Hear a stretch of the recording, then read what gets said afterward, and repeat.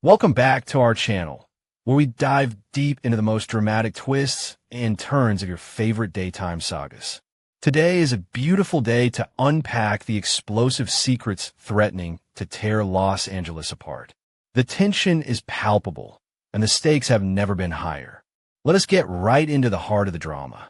The crashing waves of the Pacific Ocean echoed relentlessly against the foundation of the Cliff House, a fitting symphony for the chaotic storm raging inside Steffy Forrester Finnegan's mind. The sprawling living room, usually a sanctuary of warmth and family memories, now felt like a suffocating prison of her own making. She paced the length of the hardwood floor, her arms wrapped tightly around her torso, as if trying to hold her fracturing soul together. The sheer weight of the past few weeks was pressing down on her shoulders, threatening to crush the very breath from her lungs. Every corner of the house seemed to mock her, reminding her of the vows she had taken, the family she had built, and the catastrophic mistake that was currently eating her alive from the inside out. Only hours earlier, her husband, John Finn Finnegan, had stood in this very room, his eyes brimming with earnest devotion as he delivered a profound, desperate apology. He had looked at her with the kind of unconditional love that most people spend a lifetime searching for, begging for her forgiveness over the disastrous trip to Monaco. He had sworn to her, with absolute conviction, that he was done with secrets. He had promised that nothing in their future would ever come between them again, completely oblivious to the fact that the ultimate betrayal had already occurred. Steffy had stood there, absorbing his heartfelt vows, feeling like an absolute hypocrite. She had accepted his promise of honesty while harboring a dark, unforgivable secret of her own, a secret that had the power to detonate their entire world. Suddenly, the jarring ring of her cell phone shattered the heavy silence of the room, causing Steffy to physically jump. She stared down at the glowing screen resting on the coffee table. The name flashing across the display sent a fresh wave of nausea washing over her. Carter Walton. Her hands trembled violently as she reached for the device. Unable to muster the strength to hold the phone to her ear, she tapped the screen with a shaking finger and placed the call on speakerphone. Before she could even utter a greeting, Carter's frantic, breathless voice filled the quiet space of the Cliff House, carrying a level of panic that Steffy had never heard from the typically composed chief operating officer. Carter was unraveling, his voice tight with an overwhelming sense of dread. He frantically recounted the terrifying moment when Ridge Forrester had pushed open the door to the anteroom at Forrester Creations, nearly catching them in the middle of their guilty argument. Carter described the sheer terror that had gripped him as he scrambled to formulate a believable cover story for Ridge, spinning a web of lies to explain away the palpable tension in the room. He told Steffy that he had barely managed to convince her father that he was simply pushing her to reconcile with Finn. The close call had shaken Carter to his absolute core, serving as a brutal reminder of just how fragile their facade truly was. But Carter's panic was not solely rooted in his fear of Ridge's wrath. He was drowning in his own sea of guilt regarding his wife, Daphne.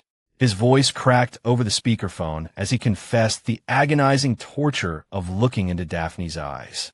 He told Steffy about the gut-wrenching moment in the design room, when Daphne had apologized for returning her wedding rings and declared that she wanted to model their healing marriage after Steffy and Finn's relationship. The tragic irony of Daphne idolizing the very marriage that Carter had just helped fracture was too much for him to bear. Driven by this crushing guilt and sheer terror, Carter demanded that Steffy bury the secret of their drunken night forever. He pleaded with her, insisting that the truth would obliterate everything they held dear. Unbeknownst to Steffy, she was not the only one listening to Carter's desperate pleas. Just outside the slightly ajar front door of the Cliff House stood Finn. He had returned home early, carrying the weight of his recent apologies and a renewed determination to solidify their healing marriage. He had paused on the threshold, intending to walk in and surprise his wife, but the sound of a deep, familiar baritone echoing from the speakerphone had stopped him dead in his tracks.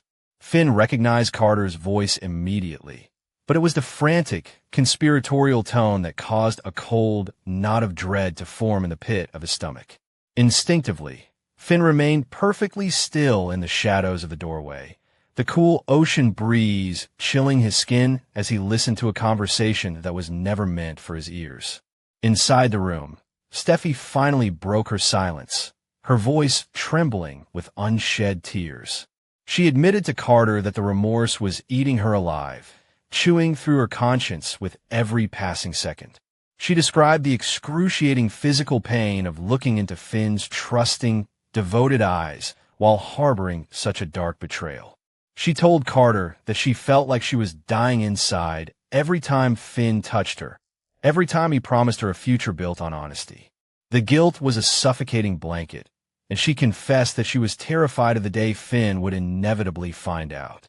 She could not bear the thought of being the one to destroy the beautiful family they had fought so hard to protect. As the tears finally spilled over her eyelashes, Steffi explicitly named the deed that was torturing her. Her voice echoed through the cliff house and out into the hallway as she called their night together an unforgivable mistake. She wept openly about the drunken evening in the Forrester CEO office, the tangled blankets on the couch, and the absolute, devastating betrayal of her marital vows. She cried out that she had torched Finn over a hidden flight passenger, only to turn around and commit the ultimate sin with one of his closest friends. The raw, unfiltered agony in her voice painted a vivid picture of a woman drowning in the consequences of a catastrophic lapse in judgment. Outside the door, a profound, suffocating wave of devastation crashed over Finn, paralyzing his lungs and freezing the blood in his veins. The gravity of her words anchored themselves into his shattered reality like jagged shards of glass. He stopped breathing. The world around him seemed to tilt on its axis, the roar of the ocean suddenly fading into a deafening, high-pitched ringing in his ears. His wife, his beautiful, fiercely loyal Steffi. She had slept with Carter Walton. The realization hit him with the force of a physical blow, knocking the wind out of him and leaving him reeling in the shadows. The sheer magnitude of the betrayal was incomprehensible. Carter was not just a colleague. He was a close family friend, a man who had stood before them and officiated their wedding, blessing their union and celebrating their love. Carter was a man Finn trusted implicitly, a man who had always presented himself as the moral compass of the Forrester family. To hear that this very man had shared a bed with his wife was a psychological violation that defied all logic and reason. Finn leaned heavily against the exterior wall of the house, his legs suddenly feeling too weak to support his own weight. He squeezed his eyes shut, but the horrific images of Steffi and Carter together burned themselves into the back of his eyelids. A chaotic storm of emotions raged within Finn's chest. Just hours ago, he had been groveling at Steffi's feet, begging for her forgiveness because he had failed to tell her that his biological mother, Sheila Carter, was on their flight to Monaco. He had endured her righteous fury, her accusations of betrayal, and the agonizing removal of her wedding ring. He had spent days agonizing over how to rebuild her trust, believing that his silence about Sheila was the greatest threat to their marriage. And all the while he was fighting tooth and nail for their survival, she was harboring a secret of infidelity. The staggering hypocrisy of the situation felt like a cruel, twisted joke played at his expense. Through the crack in the door, Carter's relentless pressure continued to emanate from the speakerphone. He refused to let Steffi succumb to her guilt. He outlined the catastrophic collateral damage that would follow a confession. He warned her of Ridge's explosive wrath, predicting that her father would tear the company and the family apart if he knew the truth. He spoke of Daphne's fragile state, emphasizing that the revelation would destroy his wife completely. Carter cornered Steffi with the cold, hard logic of self-preservation, insisting that their silence was the only thing standing between their current lives and total annihilation. He demanded that she lock the secret away in the darkest corner of her mind and throw away the key. Steffi, broken and exhausted by the sheer weight of her own guilt, finally surrendered to Carter's demands. Through her quiet, heart-wrenching sobs, she reluctantly agreed to the lie. She whispered into the phone that she would take the secret to her grave, terrified that if Finn ever found out, the truth would completely destroy him. She promised Carter that she would wear the mask of a faithful wife, that she would bury the memory of their drunken night in the CEO office, and that she would never, ever breathe a word of it to Finn.